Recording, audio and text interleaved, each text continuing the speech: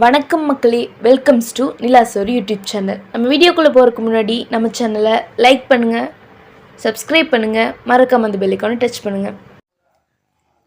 வட்டலப்பம் செய்கிறதுக்காக ஒரு 200 ml பால் எடுத்திருக்கேன்.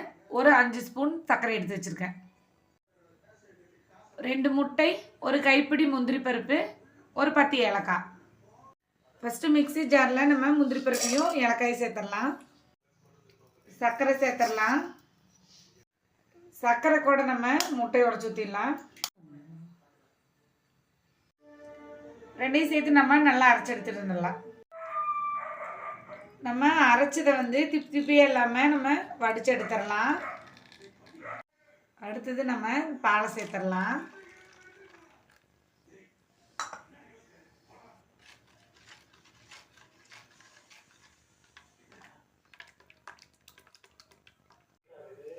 நம்ம நெய் ஒரு பாத்திரத்தில் நெய் நல்லா தடவிக்கலாம். தடவிட்டு நம்ம இதை சேர்த்துடலாம்.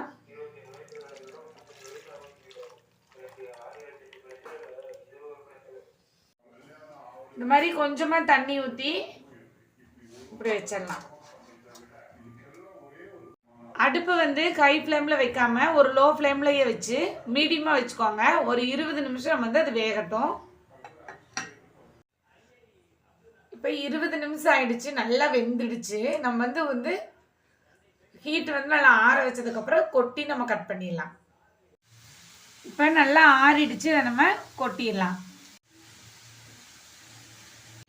வட்டலப்பம் செமையாக ரெடி ஆகிருக்கு.